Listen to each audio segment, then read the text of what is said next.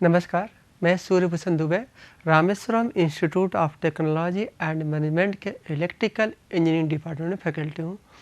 हम लोग previous lecture में equivalent circuit of induction motor पढ़ रहे थे।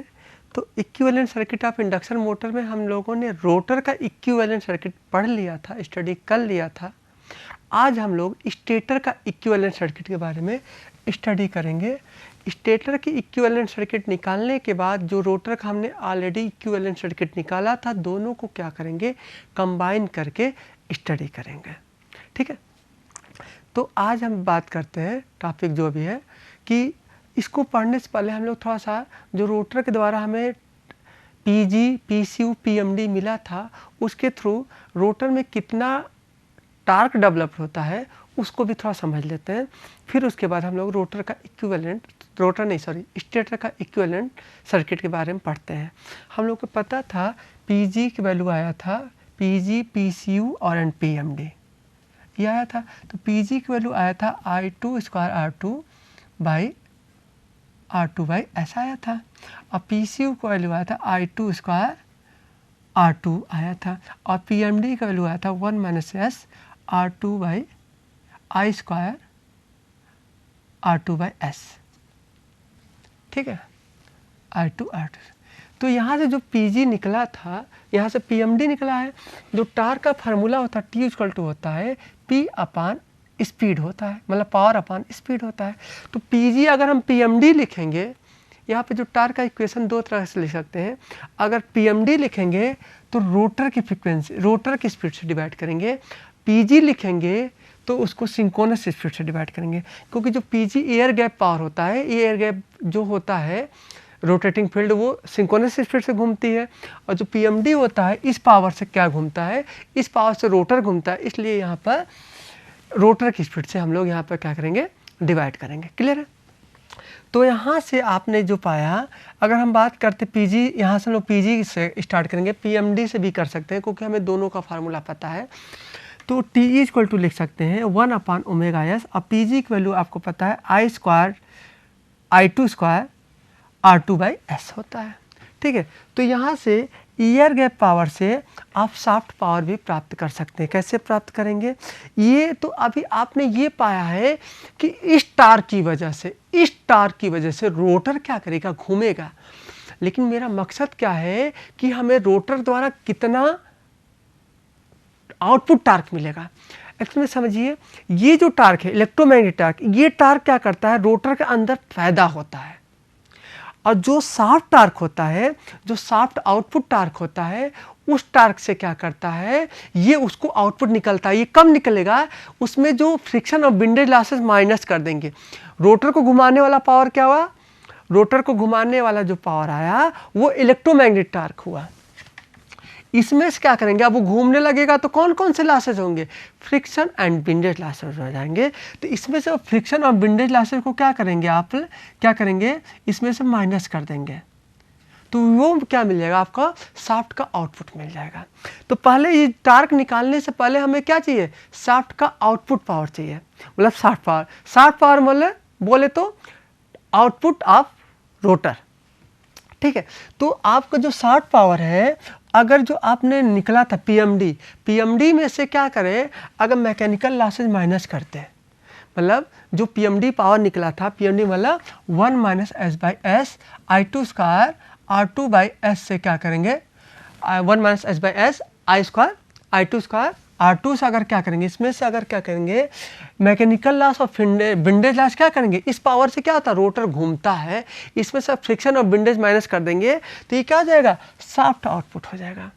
इसका अलावा हम दूसरा भी फार्मूला लिख सकते हैं, चूँकि इस पीएमडी के अंदर क्या होता है, इस पीएमडी के अंदर अगर ध्यान से देखिए तो एयर गैप पावर क्या होता है, एयर गैप पावर में से कॉपर लॉस माइनस किए थे। याद कीजिए, जब आप क्या किए थे कि पीएमडी आप कैसे पाए थे, पीएमडी में से आपने क्या किया था, पीजी माइनस पीसीयू, मतलब इस एयर गैप पावर में से कॉपर लॉस माइनस कर दिए तो आपको क्या मिल गया था, पीएमडी। तो इस पीएमडी की जहाँ हमने लिखा PG minus rotor copper loss, जिसको हम पीसीयू भी लिख सकते हैं, माइनस जो आपका ये था, ये तो हमने लिख दिया। तो इस फार्मूले से भी हम सॉफ्ट पावर प्राप्त कर सकते हैं। मेरा मकसद क्या था, हमें सॉफ्ट टार्क निकालना था। तो इस सॉफ्ट टार्क को हम लोग कैसे निकालते हैं, एक चीज़ और बताते हैं। ये सॉफ्ट आउटपुट जो निकलता है PSS, यही रोटर की रेटिंग होती है। जैसे अगर हम बोला जाता है, सॉरी रोटर नहीं, मोटर की रेटिंग होती है। अगर बोला जाता है मोटर 4 किलोवाट का पावर देता है, 4 किलोवाट का है, तो ये PSS बताता है कि ये पावर है उसका। ठीक है, अब बात करते हैं सॉफ्ट टार्क की बात करते हैं।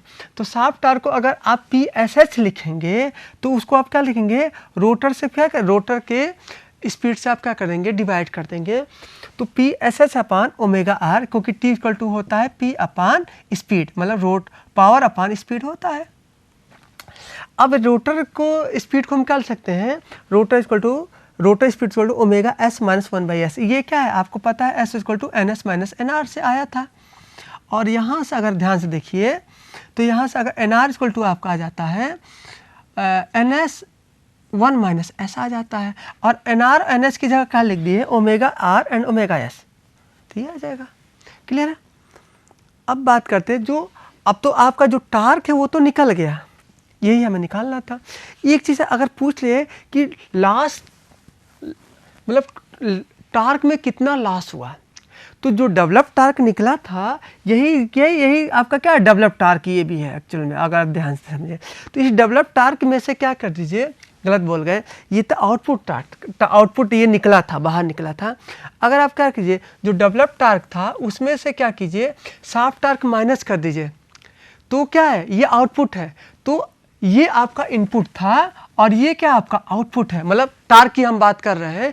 तो ये क्या निकलेगा, ये लॉसेज निकलेगा। तो लॉसेज को मतलब ये PF, मतलब ये जो आपका टार्क निकला है, तो यहाँ के टार्क का फॉर्मूला होता है P अपान स्पीड। तो ये P कौन होगा, ये फ्रिक्शन और प्लस विंडेज लॉसेज को अगर हम क्या करें, रोटर के स्पीड से डिवाइड कर दें तो क्या निकल जाएगा, लास्ट टार्क निकल जाएगा। क्लियर है। अब हम लोग अपने जो मेन टॉपिक था जो हम लोग पढ़ रहे थे उस पर आते हैं, स्टेटर इक्विवेलेंट सर्किट। वो हमने इसलिए पढ़ लिया था क्योंकि उसी समय हमने PG PC वो PMD निकाला था, इसीलिए हमने टार्क को पढ़ लिया था। टार्क के बारे में हम लोग और अच्छे से स्टडी करेंगे, जो स्लिप टार्क इक्वेशन जो कर्व होता है उसके लिए और अच्छे से स्टडी करेंगे। ये तो जनरल फार्मूला था, लेकिन इस जनरल फार्मूला का यूज करके हम लोग स्लिप टार्क भी इक्वेशन निकालेंगे, जिसके थ्रू हम लोग कर्व ड्रा करेंगे। अब हम बात करते हैं स्टेटर का इक्विवेलेंट सर्किट। तो स्टेटर का इक्विवेलेंट सर्किट जो होता है E1 equal to 4.44 T1। T1 क्या है, यहाँ पे N1 नहीं लिखे क्योंकि N से आप स्पीड ना समझ जाए, इसलिए हमने T1 लिखा है, टर्न पर फेज ऑफ स्टेटर वाइंडिंग। ठीक है, phi S, phi and stator frequency, और हमने लिखा है ये बाइंडिंग फैक्टर। चूँकि ट्रांसफार्मर का भी इक्वेशन यही आता है और इंडक्शन मोटर का भी यही आता है, लेकिन क्या होता है, इस ट्रांसफार्मर में आपका फुल पिच कॉइल होता है, इसमें क्या होता है, फुल पिच कॉइल नहीं होता है, जबकि शॉर्ट पिच कॉइल होता है, इसलिए हमने यहाँ पर बाइंडिंग फैक्टर से मल्टीप्लाई कर दिया। क्लियर है। अब हम लोग बात करते हैं रोटर में जो EMF इंड्यूस होता है वो E2 होता है। ये क्या होता है, ये स्लिप पर डिपेंड करता है, इसलिए यहाँ पर जो आप FR इक्वल टू लिखेंगे, FR इक्वल टू होता है S इंटू FS होता है। तो यहाँ जो FR आया था उसकी जगह हमने क्या लिखे, यहाँ पर हमने फाई इंटू FS लिख दिया, और सबका सेम है, आपका बाइंडिंग फैक्टर बदल जाएगा, ये टर्न T2 हो जाएगा। इन दोनों का अगर हम डिवाइड करें तो क्या आ जाएगा, E1 अपान E2। ये चूंकि क्या है, यहाँ पर हम स्टैंड स्टील ले लिए हैं, स्टैंड स्टील लेने से क्या होगा, S की वैल्यू 1 हो गया। ठीक है, अब स्टैंड स्टील लेंगे तो आपका देखेंगे सब कुछ कॉमन है, बस ये पोर्शन और ये पोर्शन आपका कॉमन नहीं है, तो उसको हमने लिख दिया T1 बाइंडिंग फैक्टर 1 और बाइंडिंग फैक्टर, मतलब स्टेटर का बाइंडिंग फैक्टर और रोटर का बाइंडिंग फैक्टर। अब यहाँ पर क्या आ गया, इन दोनों को हमने बोला NE1, मतलब effective number of turns of the stator winding और effective number of turns rotor winding.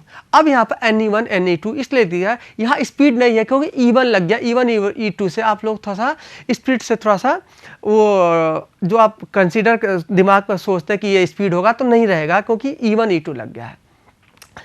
अब बात करते हैं वहाँ पर क्या आता था ट्रांसफार्मर में, ये केवल N1 N2 आता था, जो कि नंबर ऑफ टर्न्स और नंबर ऑफ टर्न्स ये ट्रांसफार्मर के लिए आता था, क्योंकि वहाँ पर बाइंडिंग फैक्टर 1 होता था, इसलिए वहाँ पर कोई दिक्कत।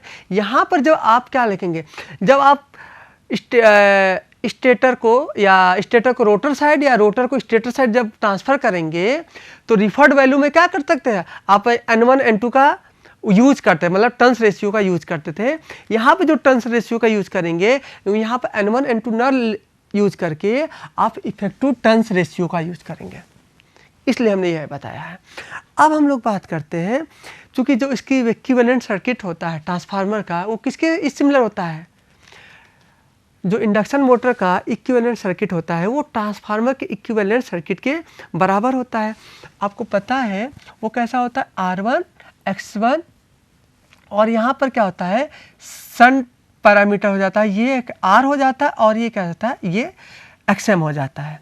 तो ये आपका क्या गया, XM आ गया था, ये R आ गया जो कोर लॉस को रिप्रेजेंट कर रहा था। ये प्राइमरी वाइंडिंग का रेजिस्टेंस मतलब स्टेटर का रेजिस्टेंस दिखाता था, और ये स्टेटर का लीकेज रिएक्टेंस दिखाता था, X1 होगा सॉरी। और ये क्या आपका नंबर ऑफ टर्न्स जिसमें E1 पैदा होता था। क्लियर है।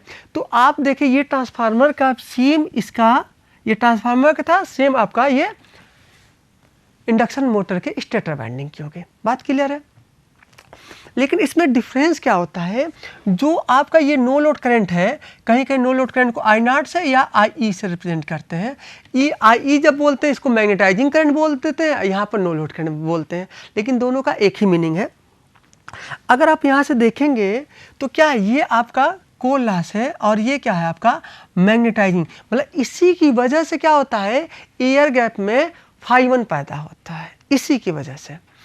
अब क्या होता है, जो ये इसके अंदर जो करंट फ्लो होता है वो IM जो होता है, या कहीं के I भी लिखते हैं, तो I या मैग्नेटाइजिंग करंट जो होता है, यहाँ पर जो मैग्नेटाइजिंग करंट की वैल्यू होती है वो ट्रांसफार्मर के कंपेयर में ज़्यादा होती है। अब आप सोचेंगे भाई ट्रांसफार्मर के कंपेयर में इसका नो लोड करंट की वैल्यू या मैग्नेटाइजिंग करंट की वैल्यू क्यों ज़्यादा होती है। इसका रीज़न ये है कि इसमें जो इंडक्शन मोटर में एयर गैप होता है, जबकि ट्रांसफार्मर में एयर गैप नहीं होता है। तो एयर गैप नहीं होता है ट्रांसफार्मर में, तो वहाँ पर फ्लक्स पैदा करने के लिए या फ्लक्स को स्टेटर से प्राइमरी वाइंडिंग से सेकेंडरी वाइंडिंग में ले जाने के लिए मुझे फ्लक्स में रिलक्टेंस की वैल्यू क्या हो जाती है, कम हो जाती है। तो रिलक्टेंस की वैल्यू कम होने की वजह से तो φ इक्वल टू क्या होता है आपको पता है, mmf/s। तो यहाँ पर हमें कम फ्लक्स की या कम करंट की आवश्यकता होती है फ्लक्स को इधर से उधर ट्रांसफर करने या उतना ही फ्लक्स पैदा करने के लिए। इसीलिए क्या होता है, ट्रांसफार्मर में जो आपका मैग्नेटाइजिंग करंट की वैल्यू कम होती है या नो लोड करंट की वैल्यू कम होती है, जबकि इंडक्शन मोटर में मैग्नेटाइजिंग करंट या नो लोड करंट की वैल्यू ज़्यादा होती है। आपको पता है ये एग्जाम में भी आता है, ट्रांसफार्मर में नो लोड करंट की वैल्यू होती है 3 से लेकर के 5% होती है, जबकि इंडक्शन मोटर में नो लोड करंट की वैल्यू होती है 30% टू 35% होती है। क्लियर है। तो यहाँ पर ये क्या, ये करंट ज़्यादा होता है, एक डिफरेंस ये मिलता है। ठीक है। अब हम लोग बात करते हैं कंप्लीट इक्विवेलेंट सर्किट की बात करते हैं। तो कंप्लीट इक्विवेलेंट सर्किट आपको पता है, रोटर का हमने पाया था, यहाँ से रोटर का जो हमें मिला था I2 इक्वल टू, ध्यान आपको होगा, I2 इक्वल टू आपको मिला था SE2 मतलब वोल्टेज अपान इम्पिडेंस। इम्पिडेंस की वैल्यू जो आपकी आई थी R2 स्क्वायर प्लस S2 का होल स्क्वायर, ये आया था। तो अगर इससे अगर सर्किट बनाएंगे तो क्या हो जाएगा, ये SE2 आया था और ये आपका R2 आया था और ये SX2 आया था। चूँकि यहाँ पर ये स्लिप क्या होती है, बदलती रहती है, अतः इसको हम क्या करेंगे, वेरिएबल बना दिए थे, जो कि हम पीछे पढ़ा चुके हैं।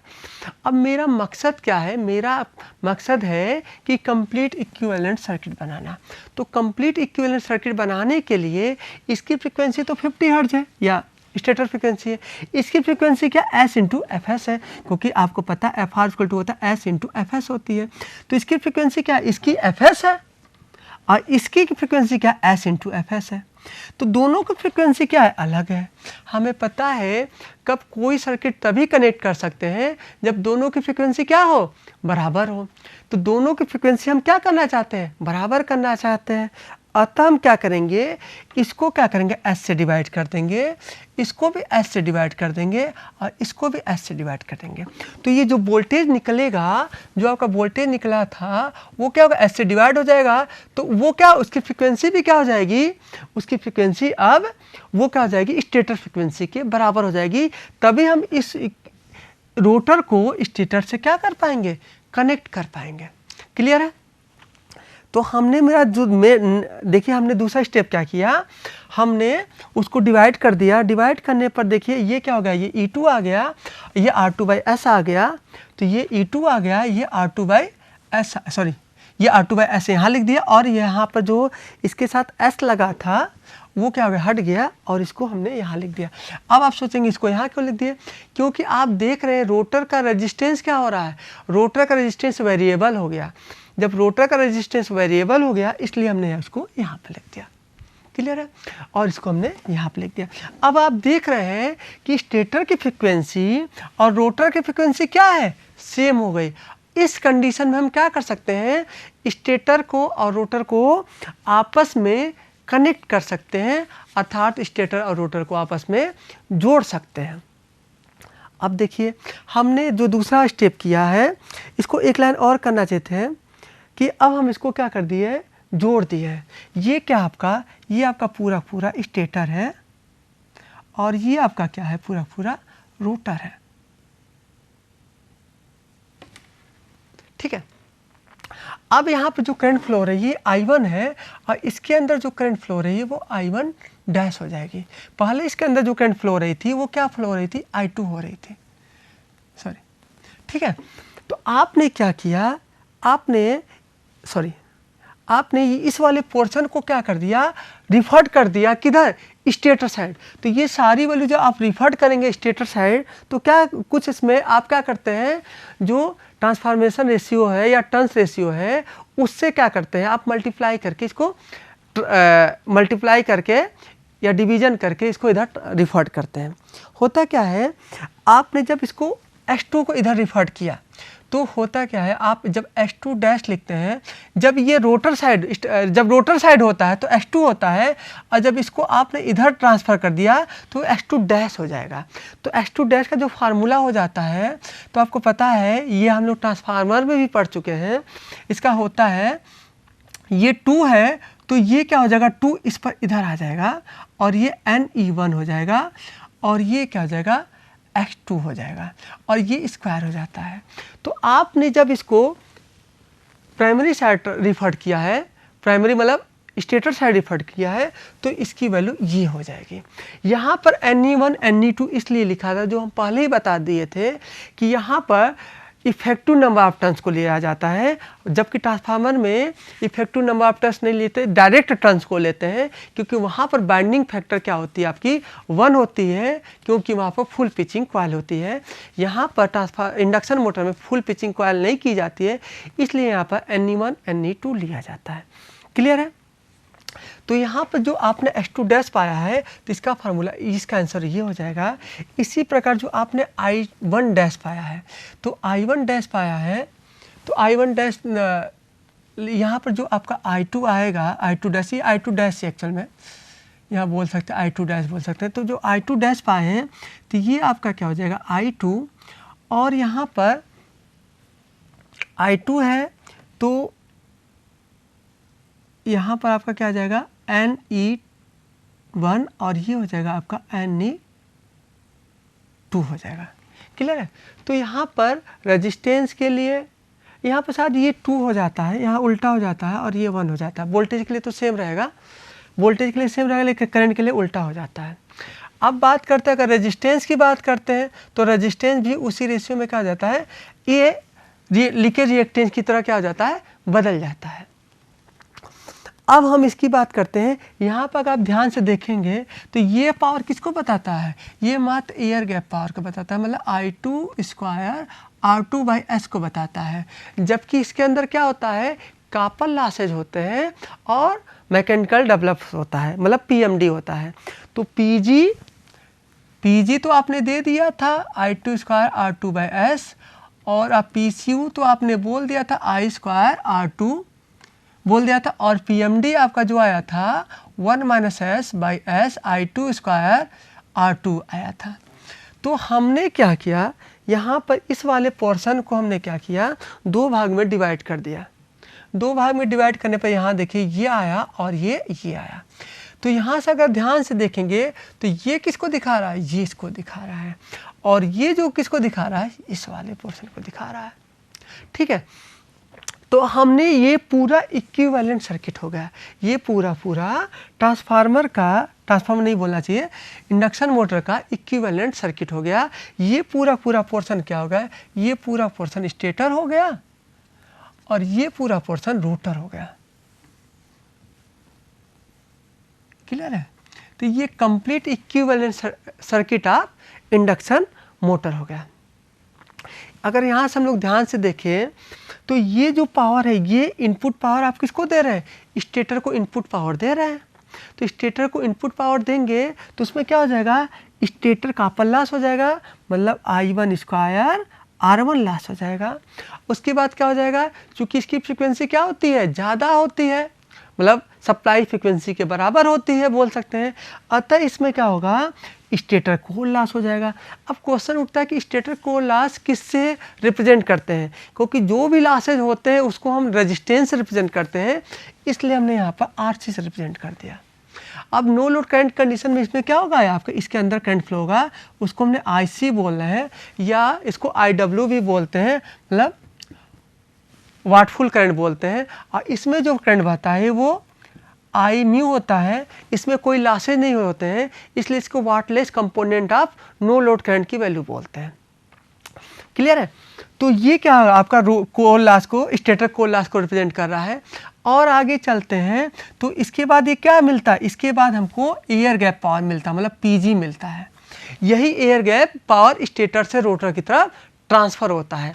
मतलब हम ये बोल सकते हैं कि इनपुट पावर में से अगर ये दो स्टेटर का अपर लॉस और स्टेटर कोर लॉस को माइनस कर दें तो क्या हो जाएगा, वो पावर एयर गैप पावर होगा, उसको हम लोग बोलते हैं एयर गैप पावर को PG बोलते हैं। और यही पावर किसको ट्रांसफ़र हो जाता है, रोटर को पहुंच जाता है। तो PG क्या हो जाएगा रोटर के लिए, ये इनपुट पावर हो जाएगा, और ये इसको हम रोटर इनपुट पावर बोलिए या एयर गैप पावर बोले, दोनों की मतलब सेम होते हैं। ठीक है, अब ये रोटर पावर, ये जो एयर गैप पावर गया वो किसको चला जाएगा, अब ये रोटर को जाएगा और रोटर को क्या करेगा, घुमाएगा। और रोटर के अंदर लॉसेज भी होंगे। कौन कौन से लॉसेज होंगे, एक तो कॉपर लॉस होगा। कॉपर लॉस को कैसे दिखाएंगे, I स्क्वायर R2 से दिखाएंगे। तो I स्क्वायर R2 क्या होगा, ये दिखा दिए। अब बात करते हैं, आप बोलेंगे सर हिस्टेरिसिस लॉस और एडी करंट भी लॉस होगा, मतलब कोर लॉस भी होगा। तो कोर लॉस नहीं होगा, क्योंकि कोर लॉस के दो पार्ट होते हैं, हिस्टेरिसिस लॉस और eddy current loss. Hysteresis loss frequency पर डिपेंड करता है, मतलब जो PH होता है वो क्या होता है, प्रोपोर्शनल टू फ्रिक्वेंसी होता है, और एडी करंट लॉस होता है ये F स्क्वायर के प्रोपोर्शनल होता है। तो ये दोनों आप देख रहे हैं, ये फ्रीक्वेंसी पर क्या कर रहे हैं, प्रोपोर्शनल होते हैं। क्योंकि इसकी फ्रीक्वेंसी क्या होती है, बहुत कम होती है, क्योंकि रोटर की जो फ्रीक्वेंसी होती है आपको पता है F2 = S × Fs होता है, या F1, यहाँ R लिखेंगे तो यहाँ S हो जाएगा। तो अगर 50 हर्ट्ज है मान लेते हैं, और S की वैल्यू जनरली कितनी चलती है, 0.2 पर चलती है, 0.2 पर चलता है। अब 0.2 से अगर 50 से मल्टीप्लाई करेंगे तो कितना आ जाएगा, 1 हर्ट्ज आ जाएगा। तो इसकी फ्रीक्वेंसी क्या हो गई, बहुत कम हुई। अतः बहुत कम होने की वजह से इसमें क्या होगा, रोटर के अंदर कोर लॉस अर्थात हिस्टेरिसिस और एडी करंट लॉसेज आपके नहीं होंगे। तो इस तरह से हम क्या पाए, रोटर के अंदर मात्र केवल एक लॉसेज आया, वो भी कौन सा लॉसेज आया, कॉपर लॉस आया। अब एक कॉपर लॉस मतलब एयर गैप पावर में से आप कॉपर लॉस माइनस कर दिए, मतलब इस जो पावर एयर गैप पावर था इसमें आपने कॉपर लॉस माइनस कर दिए, तब ये क्या हो जाएगा, ये एक उसमें एक और पावर आएगा जिसको मैकेनिकल पावर डेवलप कहते हैं। क्यों इसको मैकेनिकल पावर डेवलप करते हैं, इस पावर से क्या होगा, रोटर क्या करेगा, घूमने के लिए ताकत देगा। यही पावर मतलब उसको PMD बोल रहे हैं, इस पावर को हम बोलते हैं PMD। यही मैकेनिकल पावर क्या करता है, रोटर को घुमाता है। अब जब चूंकि रोटर घूमने लगेगा तो उसके अंदर भी एक लॉसेज आने लगेंगे। कौन कौन से लॉसेज आने लगेंगे, फ्रिक्शन और विंडेज लॉस से जानने लगेंगे। मतलब बियरिंग में फ्रिक्शन आएगा और जो एटमॉस्फेयर में एयर होगा वो भी उसको क्या करेगा, रोकेगा। तो रोटर को घूमने पर उसको एक लॉसेज और आया, फ्रिक्शन और विंडेज लॉस, जिसको हम क्या बोलते हैं, मैकेनिकल लॉस भी बोल सकते हैं। तो क्या हो गया, तो ये पीएमडी क्या करेगा, उसको आपको फ्रिक्शन और विंडेज लॉस को रोकेगा। तो इस तरह से जो फ्रिक्शन और विंडेज लॉसेस के बाद जो निकलेगा यही आउटपुट पावर होता है, समझ रहे, जिसको सॉफ्ट पावर बोलते हैं, मतलब PSH बोलते हैं। क्लियर है? ये क्या होता है, ये इक्विवेलेंट सर्किट बहुत इंपॉर्टेंट होता है, ये आपको हमेशा दिमाग में रहना भी चाहिए। जिस पर क्या होता है, इस बेस बहुत सारे क्वेश्चन आते हैं, गेट में भी आते हैं, ES में भी आते हैं। तो अगर ये आपको इक्विवेलेंट सर्किट पता है तो इजीली आप लगा सकते हैं। अब नेक्स्ट पॉइंट की बात करते हैं, इसका हम लोग एनालिसिस करते हैं। जो न्यूमेरिकल आते हैं उसमें भी थोड़ा सा इस पर देखना चाहिए। होता क्या है, अगर हम बात करते हैं कि आपका जो मैग्नेटाइजिंग करंट की वैल्यू होती है वो क्या होती है, बहुत ज़्यादा होती है, बता दिए थे पहले ही। जब बहुत ज़्यादा होती है और कोल लॉस की जो कोल लॉस में जो करंट फ्लो होता है IC या जिसको हम यहाँ पर IW बोल रहे हैं, तो वो क्या होता है, ये कम होता है। अगर ये क्या है, ज़्यादा है, ये ज़्यादा है, ये ज़्यादा है, मतलब इसका ये क्या है, ये इसकी वैल्यू छोटी होगी, मतलब इसकी वैल्यू छोटी होगी और इसकी वैल्यू क्या होगी, बड़ी होगी, मतलब RC क्या होगा, बड़ा होगा। क्लियर है? वही हमने लिखा है, RC बड़ा होगा। क्योंकि दोनों आपस में क्या है, पैरेलल में करंट है, कनेक्ट है। अगर मान ले दो रेजिस्टेंस है, ये मान लेते हैं ये 1 लाख ओम है और ये क्या 0.5 ओम है, तो दोनों को अगर ऐड करेंगे, मतलब पैरेलल में इक्विवेलेंट निकालेंगे, तो क्या होगा, वो बहुत कम वैल्यू आएगी। इसीलिए हम लोग क्या करते हैं, तो इसका जो रिजल्टेंट आएगा वो क्या आएगा, तो कम वाला आएगा, मतलब छोटी ये है तो XM आएगा। तो इसको आप क्या कर सकते हैं, हटा सकते हैं। वही हमने लिखा है, इसको हमने क्या कर दिया, हटा दिया। तो इसमें हम क्या केवल XM को क्या करेंगे, कंसीडर करेंगे। तो बहुत सारे न्यूमेरिकल में क्या RC को आपको क्या करना पड़ेगा, इग्नोर करना पड़ेगा। एक क्वेश्चन है, ये गेट 2005 में आया है, आप देख रहे हैं, for an induction motor operation at the slip S है, ratio of gross power output to, मतलब ग्रास पावर आउटपुट बोले तो क्या है, output PMD to air gap power. Air gap power क्या है आपका, PG है। तो इसका फॉर्मूला क्या आया था, याद कीजिए, 1 - S/S R2 I2 square R2 आया था। और इसका PG का क्या आया था, I2 स्क्वायर R2/S आया था। तो यहाँ से अगर दोनों का क्या पूछा है, रेशियो पूछा है, ग्रास पावर, मतलब PG अपान PMD का हमें रेशियो पूछा है, ग्रास पावर और output power to air gap power. तो air gap power to air gap power, तो एयर गैप पावर तो नीचे चला जाएगा, तो ये PG आ गया और ये PMD आ गया। क्लियर है? तो PMD का फार्मूला ये आया था, तो आप देखेंगे ये पूरा पोर्शन क्या हो जाएगा, कैंसिल आउट हो जाएगा। तो क्या बचेगा, 1 - S बचेगा। तो यहाँ से आंसर क्या हो जाएगा, 1 - S, मतलब B हो जाएगा। क्लियर है?